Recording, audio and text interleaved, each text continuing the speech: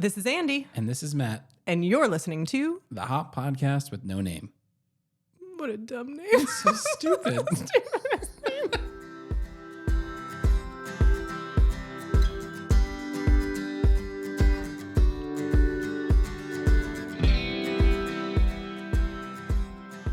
So this is episode 2, or maybe not, depending on the order in which we release things. This is the second time that I'm recording, and I have my friend Chuck here. Chuck, how you doing?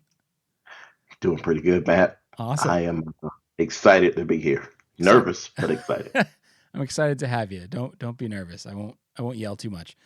So I think we'll start kind of where we always start with these, and by always I mean the one other time I've done it, which is just tell us your journey that in your career that led you to being on a podcast about hop and your implementation of it.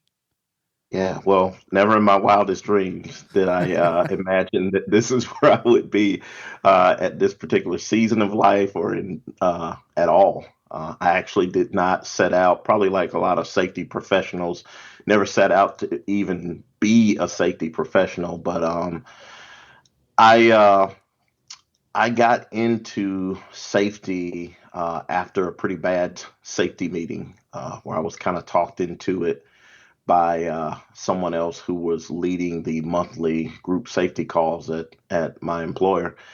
And she said it was going to be pretty easy. All I had to do was put a VHS in the VCR. If any of that language makes sense to anybody listening, just play the tape and make sure people sign the roster. And people, and I had been in these meetings. So, sure, yeah. I was just as bored as everybody else, but it felt differently because I was the person who put the tape in the VCR. and so I just felt so bad about wasting people's time. And I got just kind of on fire for making up for that. Okay. And so I had always been looking for ways to kind of make topics interesting, not even safety topics, just anything that I dealt with, I tried to make it interesting. And I'll back up just a little bit. At my company, just prior to this period in life, I worked as an hourly operator at one of our facilities. And when I transferred to our R&D lab, I went from an operator who probably got about 60 hours a week. And I lived in a relatively rural area. Okay. And I went from doing that to being a kind of a technician that worked 8 hours on day shift with no overtime, living in a metropolitan area. So definitely financially strained at the point. Yep. And so I was always looking for some ways to get some overtime and get a little bit of extra work. And so just so happened we didn't have a safety manager at this site, but safety was really important. So it kind of rotated through people.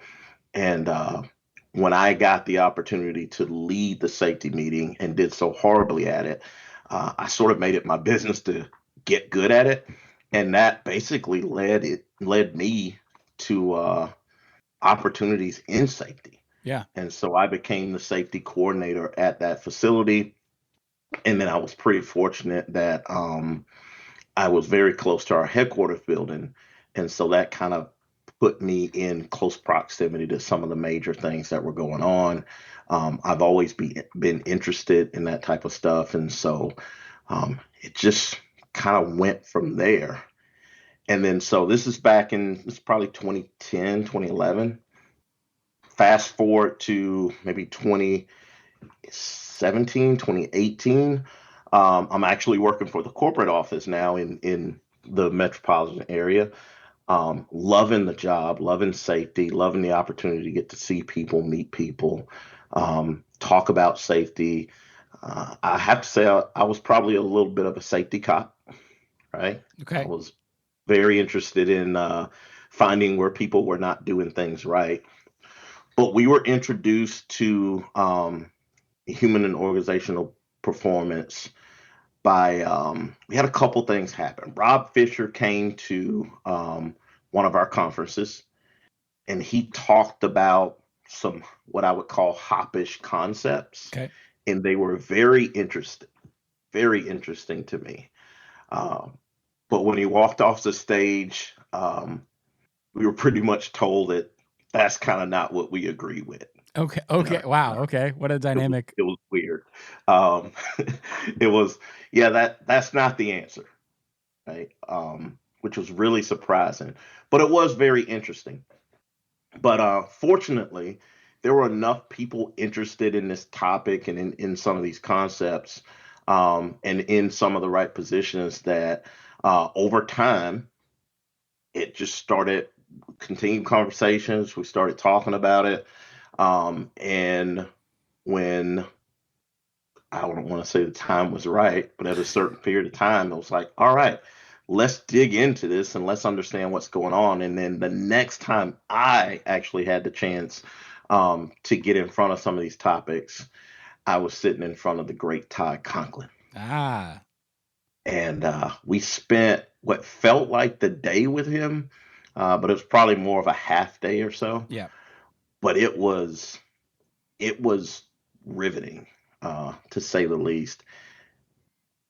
I felt like he put words to my experience as both an operator. I've been in operations since I graduated high school, right? I've always worked in I manufacturing won't ask environment. you when that was, just to be clear. I will not ask you that Oh, I question. will tell people. I tell people. I'm a very content 50-year-old. Okay. So I graduated in '94, and only took me 21 years to get a college degree. And so during that time, I worked at a lot of manufacturing organizations, mostly on the factory floor. But I think Todd put words to my experience as an operator, and then sort of called me to task about my actions as a safety leader. And so I really got interested in this, and I was just fortunate enough to be in a position where part of this was my job, kind of dissecting some of this stuff. And I was in a position where I could apply it a good bit, right? Yeah. I think the best place to apply some of these hot concepts is if you're an operations leader. If you're an operations leader and you get it and you like it, you want to try it, you're in a perfect position to do it because you actually have some authority. People are looking to you for guidance. They also, sort of order themselves around your vision. But if you're a safety leader, at least in our organization, you don't really have any authority. What you have is influence, and so Mm-hmm. you have to take care of it like a very expensive vase or vase, you know. Boss. Yeah. Uh, and so that's kind of how I got to this, and that was maybe 2018. And I've just been a student of this. I haven't practiced it nearly as much as I have wanted to, but it's always been on my mind. I'm always looking for opportunities to ask better questions, to dig deeper than the surface level sort of responses that we typically make as leaders and bystanders. And it's just been exciting. And then of course meeting Andy and Bob and a lot of the other thought leaders at conferences. Then, of course, I don't even think podcasts were a thing when we first came, when this first started kind of catching fire for us. But now I listen to a lot of podcasts. I don't really listen to music when I drive, and I drive a lot. So I listen to podcasts quite a bit. So I listen to you and Andy's podcast, listen to a couple other podcasts, and then of course I'm a big finance person now, so I look at that. You sort of have to be a finance person when you have kids, otherwise you're bankrupt. Yeah. Right. Okay. I thank you for sharing because I really kind of see the journey, which is starting out on the floor for the first part of your career until eventually you move into this R&D facility 8 hours a day and you take over safety because it seemed interesting. Yep. And then you navigate your career through there until you're introduced to these concepts by Rob Fisher, hear it and think, oh, this is pretty interesting. And then everyone around you sort of like, yeah, not yet. Give it some time. Let's see what we really think, but I don't think this is it. Ultimately gains enough internal momentum that you get to see Todd Conklin, and he does what Todd Conklin does, and really, really drives it home. But I have so many questions. And the first one I want to ask is, you mentioned you had your first safety meeting and it went terribly when you were the safety leader the first time. Yeah. Walk me through the next hour or the next day, right? So you stand up in front of people, you hit play on the VHS, and I'm sure, knowing you probably tried to do something to engage them or just something different, and then you realize it doesn't work and you turn around, and like, what goes through your mind? Is it, I have to immerse myself in every safety and compliance so I know everything? I need to become great at communicating this. I need to change our posters. What was it like, that initial pre-hop, Chuck's now in safety? What was that world like? Yeah, well, I can tell you when I first kind of started this, and when I led this meeting, I wasn't officially in safety Okay. at the time, but the experience kind of led to it. What happened was I was just a little embarrassed. Mm.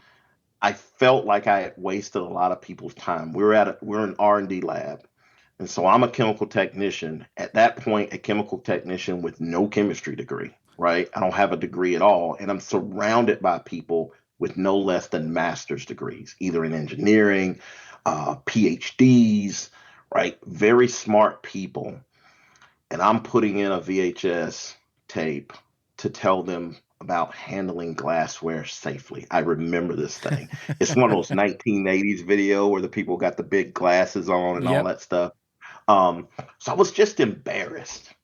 And there was something in me that said, hey, if you're going to take people's time, make it worthwhile. And I'll admit this was in line with sort of our management philosophy at our company. So I was guided a little bit by that as well. But Yep. I felt like I wanted to make it right. I wanted to make safety about something.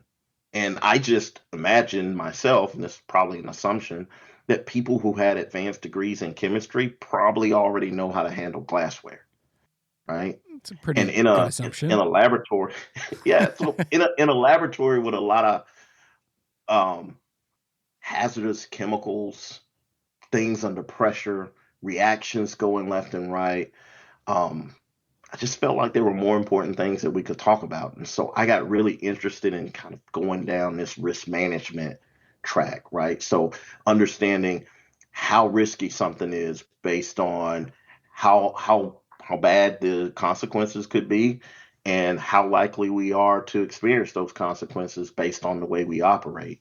And so it just really became I don't want to call it a passion, just an interest. It was better than what I was currently doing as a chemical technician. So I just really got interested in it. Mm. And then as that blossomed to a full-time role where I left the chemical technician role and now I'm safety coordinator role, I felt like they didn't want to make me safety manager because somebody may have sensed this power trip in me. Uh, but maybe it was an inferiority complex, just thinking that, hey, I don't have lots of school education, and there are people around me that are teaching part-time classes at the local university, right? And so once got that role, I became the compliance guy Mm. because I could rely on the rules to not just make people safer. I think that was kind of an outcome, maybe, but really it was my way of saying, hey, I can memorize the rules. They're probably rules that you as a chemist don't really know because you're worried about the chemistry. I'm worried about the safety.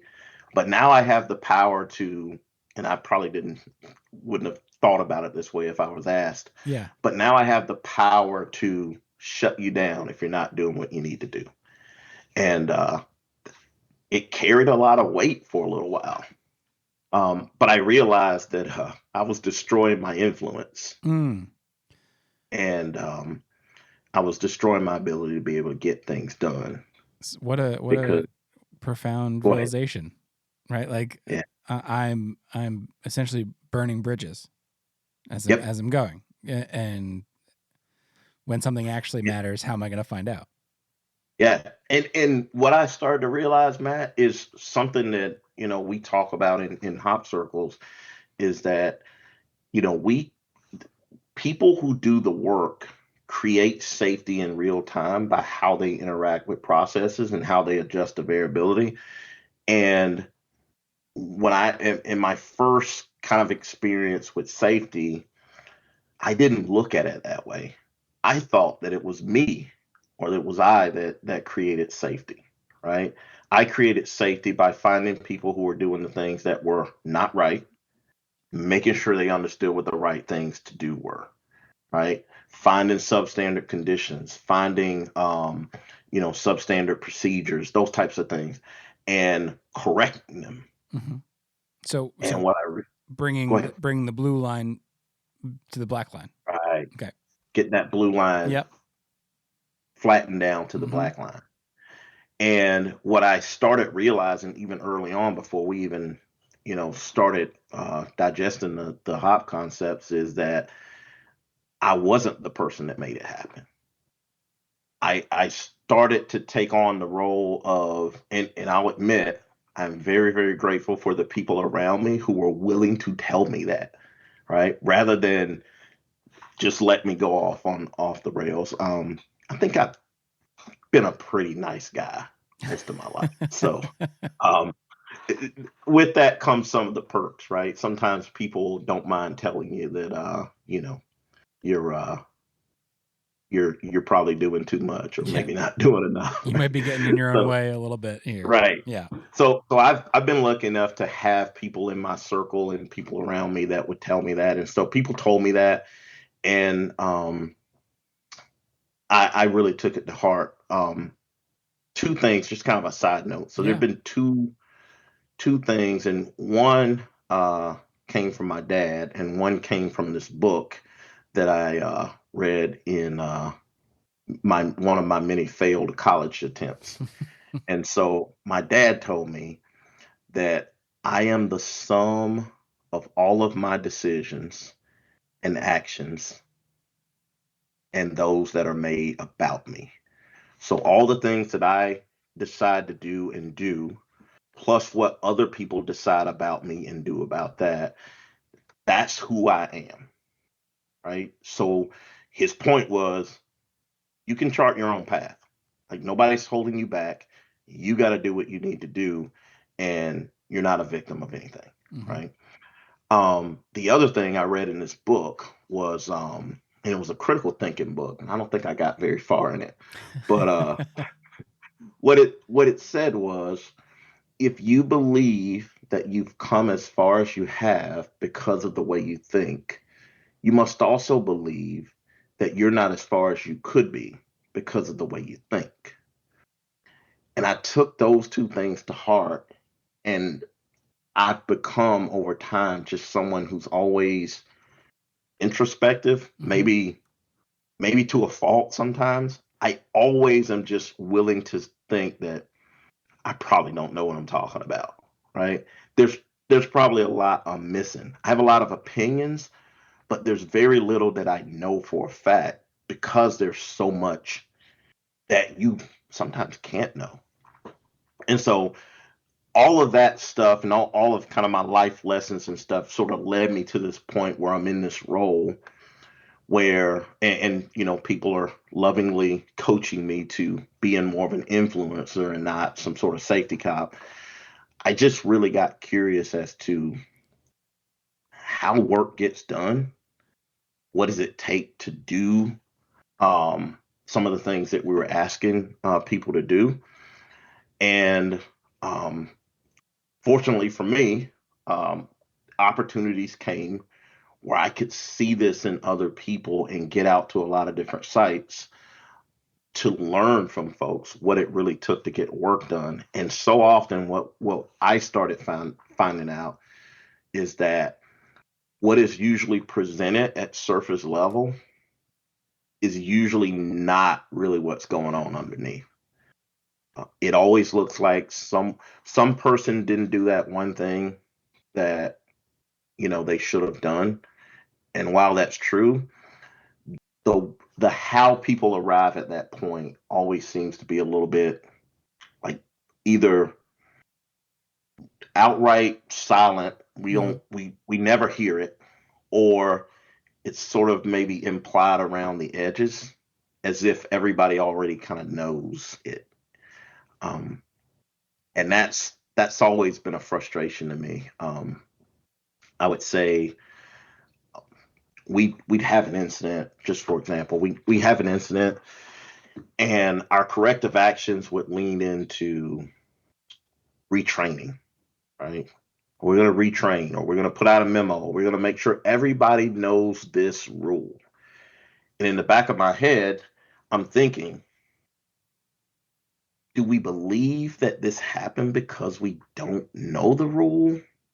Or let's back up to the incident. Had we known the rule, would we have done something different? It just doesn't seem to match up with the way the incident kind of transpired. Yeah. Right. And so I've always had just a healthy dose of skepticism since then. And I think once we started dissecting and looking through the hop concepts, when Todd came and we started sort of putting those to practice inside of our company, it really gave me I don't want to say a base or a foundation, a level of discomfort in me that was in a I guess in a way satiated by that content, right? It's like this is stuff that nobody's ever said, Yeah. right? These are things that leaders don't really say to you after an event. It's just this can't happen again. Um, I tell a story when I'm talking about this stuff in our company.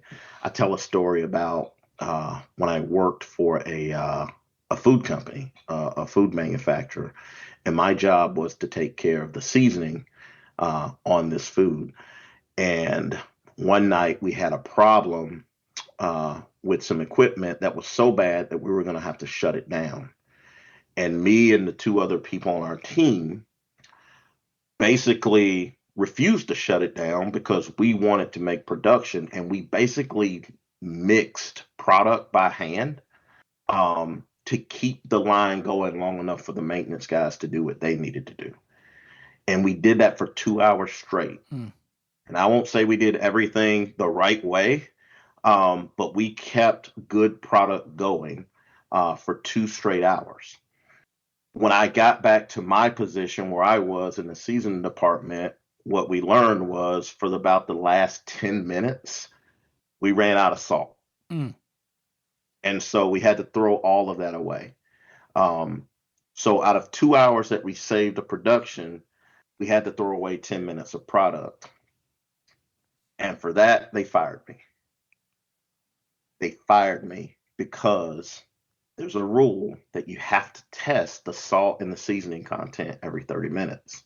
You have to do that religiously. You have to write down the numbers without fail. And of course, I purposely did not do it because had I been up there doing that, I wouldn't have been in the mixing room taking care of what we were taking care of back there. So we thought we had done a good thing. Had we not run out of salt, I wouldn't be telling the story. Yeah. I may still be working there. But yeah, they terminated me for that. I was able to appeal and get my job back, but it just wasn't the same because I Sure. just felt like I had I wouldn't say I put my life on the line, but I put myself on the line to keep the line running because that's the message we get, right? That, we make money when we sell product, and we want quality product. We want a lot of it, and we want to make it as efficiently as possible. And that's what we were trying to do. So the idea of downtime was just like kind of foreign to us. We're not going to take downtime. But when the problem happened, I felt like they heaped it all on me. And in my mind, I'm like, well, we could have just shut this down like the maintenance guy said. It's a pretty clean area, so it's not like we're going to be sweeping up all night. I could have spent an hour and a half in the break room. But instead, we chose to get pretty doggone dirty, keeping the product line going. And because it went wrong, and it didn't go horribly wrong, this was just a small, I mean, to give you just kind of a reference, we probably throw away 10 to 20 minutes of product at startup anyway. So it's not like this is, oh, this is the most wasted we've ever had. Yeah, It was sure. just, you didn't follow the rule. And in my head, and I said this verbally, maybe maybe another reason why I may have made some enemies, but I said that even if I had taken the test and done the sampling on time, we still may have had this issue because either I would have sampled it just as it ran out of Yep. salt, Yep. taken 5 or 6 minutes to run the actual sample, the test, and then figured out that it was out of salt and still had to throw away 7 or 8 minutes of chips. Or I would have sampled it just before it ran out and had 30 minutes of no salt on the chips. And the reason we found out in the first place that we didn't have salt was that we also had a rule was at the finished product line where the product was actually being packaged, the people who are packaging the food, they if they leave the line and come back, they have to open up the product Mhm. and taste it for just to make sure we're putting what we said in Yep. the bag and to make sure it's decent, right? And it was that control that actually saved us from having a lot longer problem. So we had contingencies in place and we didn't look at that as a success. We looked at it as a failure. So it that that stuck with me. And so it's just really as I'm having to tell this story, I'm just thinking about how fortunate I am for all this stuff to kind of sort of come together.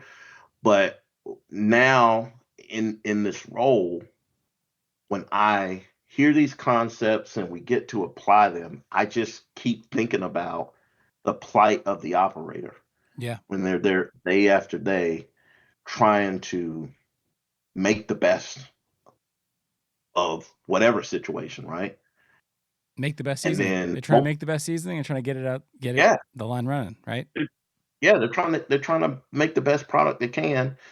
And when things go wrong, it's almost like we dump it all on them because we imagine that the reason things go right is because we've planned all the right things and people are doing all those things. Yep.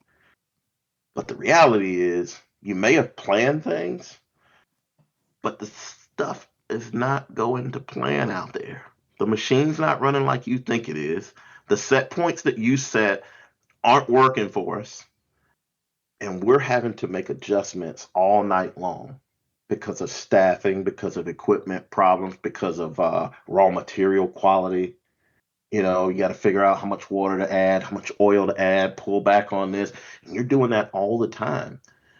And we make darn good product. And I feel like that's what we do in all of our manufacturing sectors, right? But we become kind of disinterested when there's a problem because the easy button is it must be something very local to where the problem is, right? Sure. If there, if if somebody gets hurt, the problem must lie right there where somebody got hurt. It's either the person made a bad decision or the procedure was wrong. Whatever it is, it's got to lie right there. But it may lie just in the normal variability of what we do at this place. And so that's always in my head. It Yeah. doesn't always make it easy to talk to leaders like that, but I don't know. It's just kind of how I think about it. You said something. I'll pull us back. That I love, and I've heard you say it before, which is people create safety in real time. Yeah. Can you say some more about that? Because I think it's something that you say so well and so clearly, and I think it's worth exploring. Yeah, and I'm sure I borrowed that or stole it or whatever the terms are from Todd Conklin, because he used to have this slide where um, after an event, safety is very clear that there are things there's definitely safe things and there are definitely unsafe things. Mm-hmm. And that only becomes clear after the bad thing happens, right? Um, but in real life, in real time, there are things you should not do, and there are things that you can do, but there's like this huge gray area of safety, right? That you believe that this might be a little more risky, or you believe that it's not that risky, but it is a gray area, and people create that safety in real time. Um, Give an example, and I'm I'm not that good of a repair person, but I am a cheapskate. So I will try to do my I will try to do my own housework and car repairs periodically. And so one day I decided I was going to try to repair a roof shingle on my house. Um, and I'm a safety guy at this time, and but I don't have any safety equipment at home. I don't have any fall protection gear, harnesses, and my house doesn't have an anchor point at on the Sure, roof. yeah. But I do have a ladder, right? And so I got the ladder out. I got the can of Flex Seal, which is, I gotta tell you, hopefully you're not, you never get Flex Seal as your advertiser or something like that. We are But not I have just sponsored not by had, them. No. yeah, I've just not had good luck with them. But I got on top of the house with my Flex Seal, and I think I repaired the shingle. And so I turned the head down, and I slipped. And there's really nothing I can do to, to stop myself. Um, but luckily I didn't fall. I came to rest on a different part of the house. But when I told that story to my wife, oh, she just knew that I just don't understand why you even went up there, Yeah. right? Like, you knew that was unsafe for you to be on top of the house.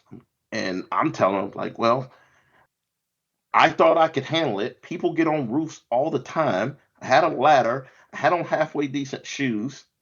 I didn't think I was going to slip. I figured I could do it successfully. And there's a leak in the roof.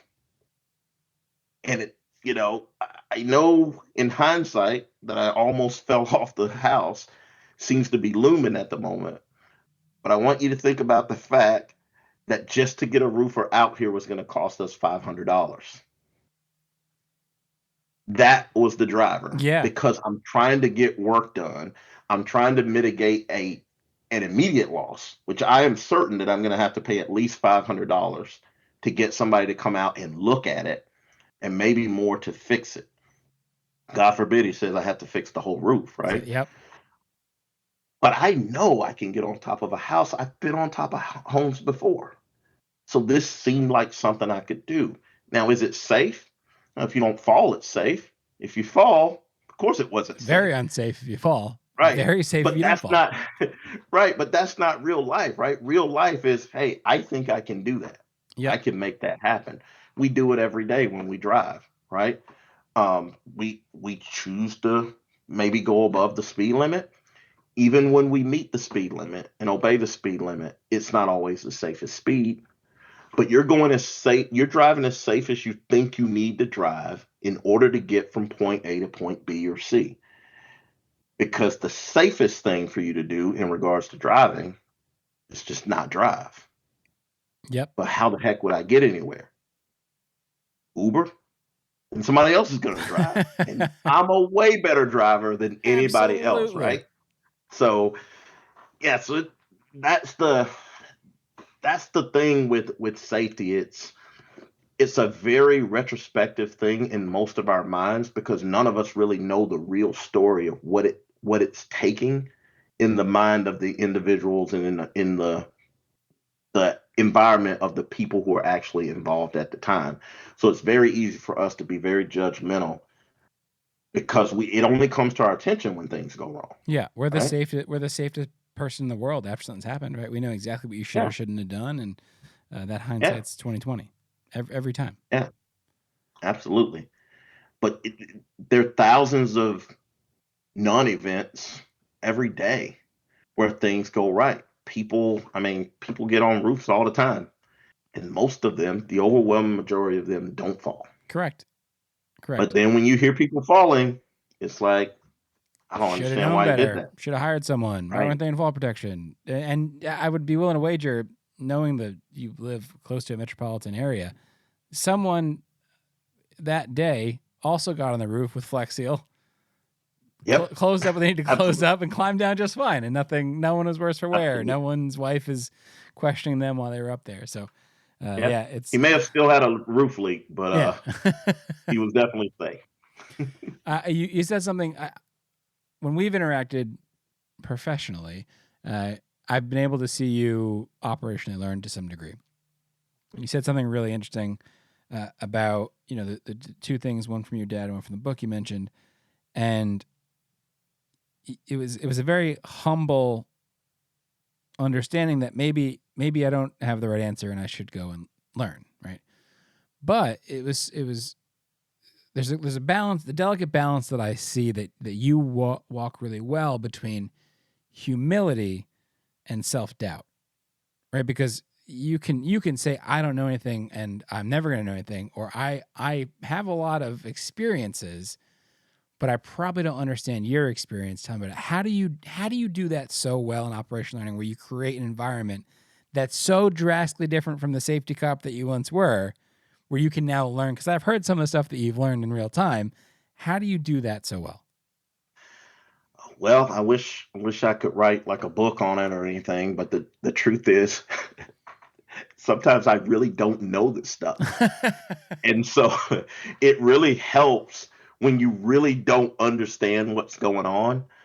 Um, for those things that I feel like I do understand, I uh, I check myself Hmm. before I go in. I have to consciously tell myself that you don't know all that you think you know, and what you think you know, you're gonna have to put that aside because it's their moment. You're here to learn, right? If you were taking any sort of class, right? Welding, woodworking, math class, whatever it is, you're not really getting your money's worth if you go in there and teach half the class. Yeah. Even if you know it, if you're taking the class, listen to the instructor. And what I won't say I've learned to do it, but it's almost it, it's the only way to really get good stuff out of these types of things is you got to let people talk. You got to let them lead you. And I'll say a lot of trial and error on this, because when people talk, I found out that I wasn't as good a listener as I should have been, Mm. because I make a lot of assumptions about what people are saying. And I asked very few follow up questions. I would ask some, but in my head, when I'm listening, I'm thinking about other things. Like, what's my next question? Yeah. All right, what is that tidbit he just said? What is that leading me to? Instead of continuing to just digest and be curious about the next things that are coming out of the person's mouth. And I've had to learn that over time, because what ends up happening is people are giving you the story. If you fixate on one part while they're telling you the other part, you find yourself asking questions that may indicate that you didn't listen to the other part. Yeah. Yep. And that's happened to me a couple times. And so, learning from you and from Andy, I've just really learned to pause and try to put aside consciously what I think I want to say and where I think things are taking me, and just go with the story.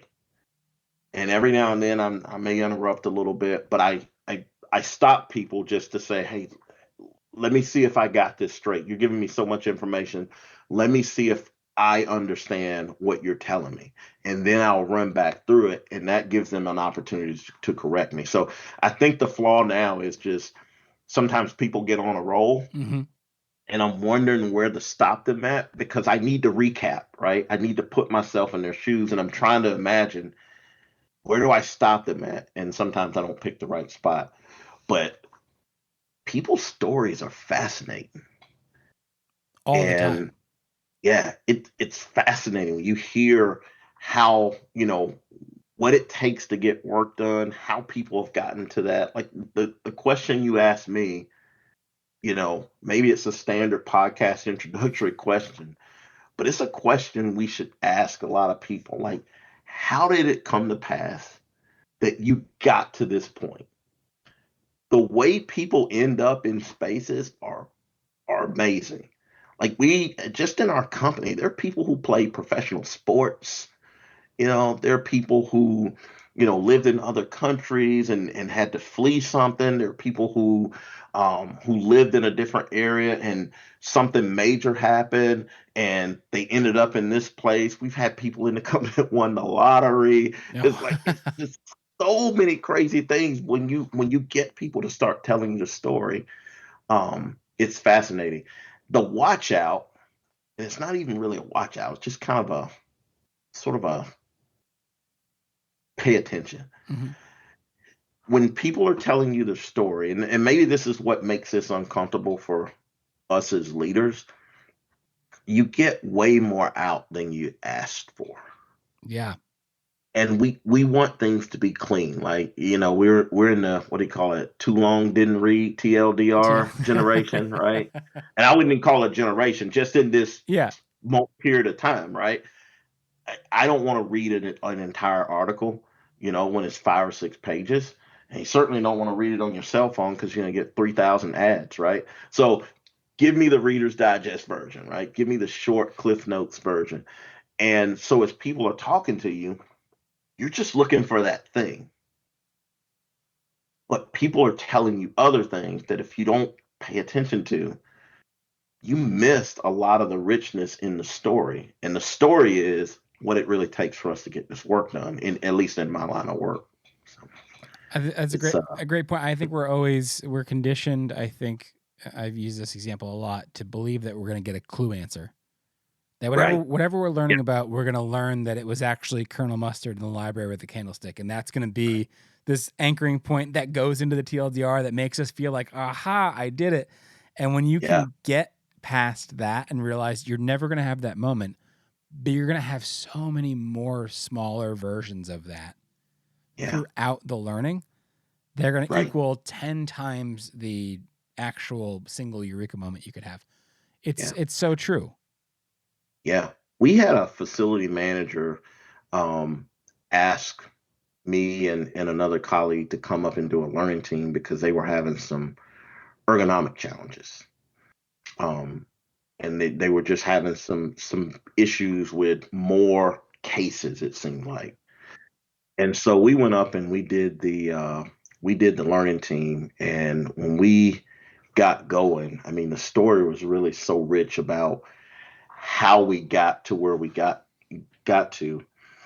And so as we're getting ready to kind of close things up, everybody's on break. They're out getting food and stuff. And so the facility manager comes in and she looks around the room and all the information and she's reading it and she's looking at stuff and I'm expecting her to be like, "Oh wow, this is amazing. Thank you so much." Yeah. I'm getting ready to beat my chest and everything.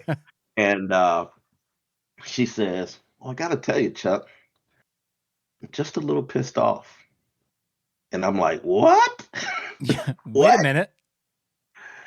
And I'm like, "Okay, tell me more." And she said that I asked you to come up here and sort of unpack the ergonomic issues and see what was going on there. But most of these problems and these problem statements that you had were not really, doesn't seem to address that at all. And so um, I was kind of taken aback because the story made sense to me. And I'm Sure. like, Yeah. Ooh, you should have been here, right? So I told her, I said, hey, all right, fair. But when the team gets back in, let's hold that and let's just let them tell the story. And if you still feel the same way afterwards, I don't know what I'm going to do right then, Yeah. but I'll try to make it up to you. I'll come back up and we'll try to do this again. I'll do a full ergo assessment for everybody or Yeah. something, right? Like a sales guy. I'll give you a free meal if it's Yep. bad, right? So as people are going through the story, what they paint a picture of is just the difficulty of work, some places being harder than others, and the facility up to that point had just been fantastic in adjusting to the realities of some places are harder to work with than others. There's some ergonomic challenges, but the supervisors and the employees kind of work together to do work scheduling around. Hey, I'm only going to work this for a couple hours, then we're going to rotate through. Um, they had equipment that would bring things close to the line, but over a period of time, we improved the area, improved the risk by separating the mobile equipment from the people. But that meant the people had to do a lot more manual labor to get supplies to their section.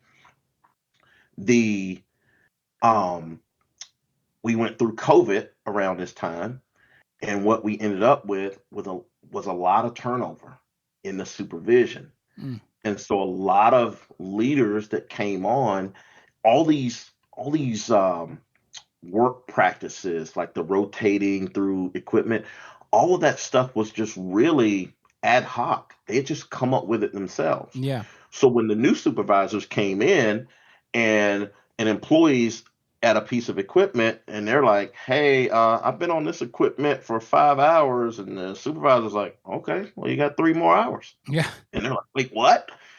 And so, and also over time, the policies changed. COVID gave people more days off. When we came out of COVID, those days got rescinded.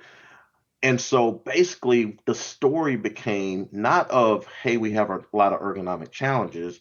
The story became, hey, we adapted quite well pre-COVID to these changes.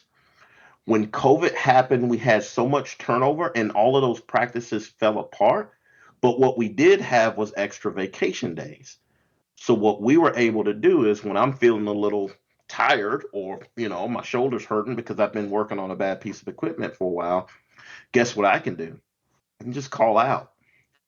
But now with fewer days and a change in practice to, hey, you can't call out and take vacation, you have to schedule it. Now people don't have an outlet to deal with the ergonomic challenges, and they don't have the work rotation to minimize that. And so, guess what they do when they're hurting? They tell the safety manager that they're hurting, Yep.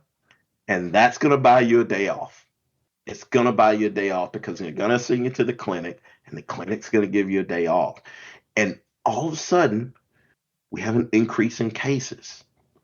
But it's not about the ergonomics. It is, but it isn't, because they had an ergonomic plan and they were actually working the plan. They just were not working it at lightning speed. What they had was a collapse in all of the ad hoc ways that they had adapted to the environment. And the plant manager recognized that in the Mm. story. She was like, "Oh, I see what has happened. She saw the light at that time. Yeah, I see what has happened, and that's on me.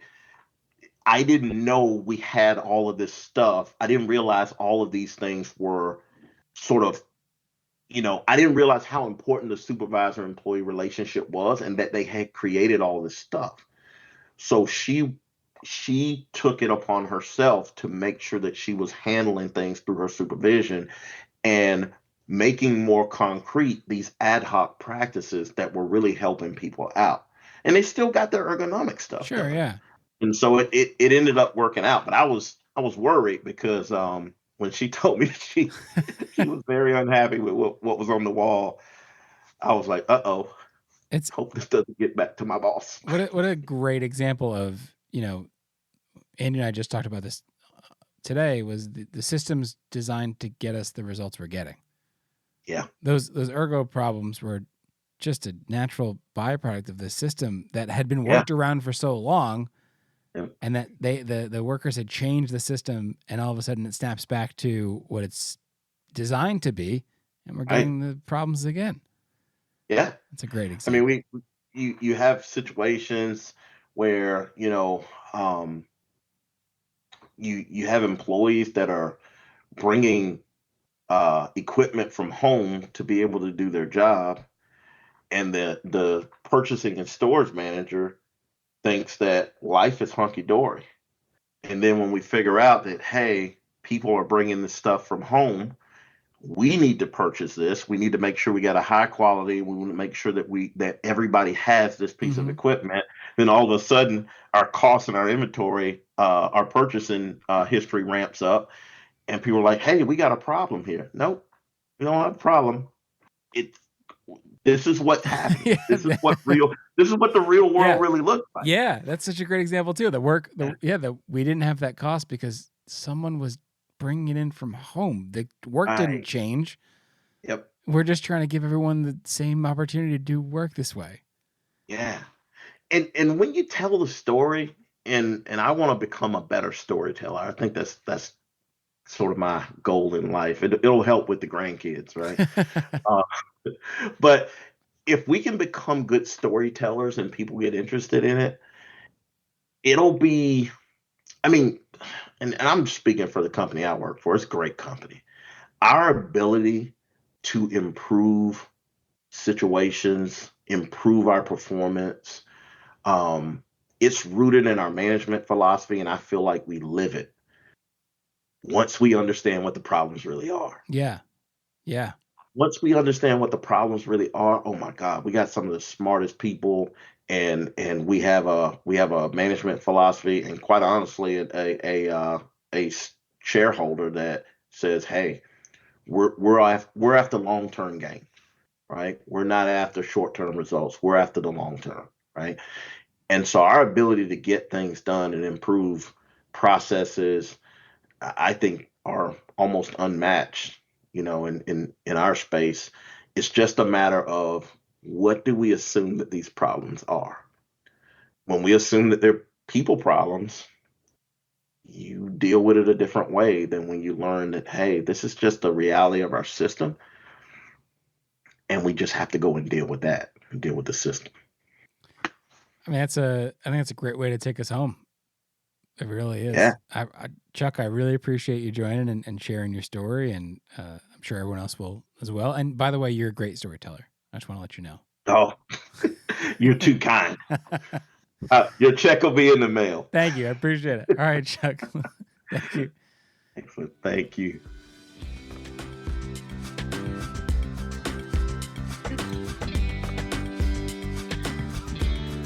Well, that's it. Yep, another one in the books. We did it. If you want to send us any of your thoughts, actually fling us any of your thoughts, you can do so at the website www.hoppodcast.com. That's HOPPODCAST.com. It's still such a stupid name. It's such a different name. We look forward to hearing from you. Thanks for listening.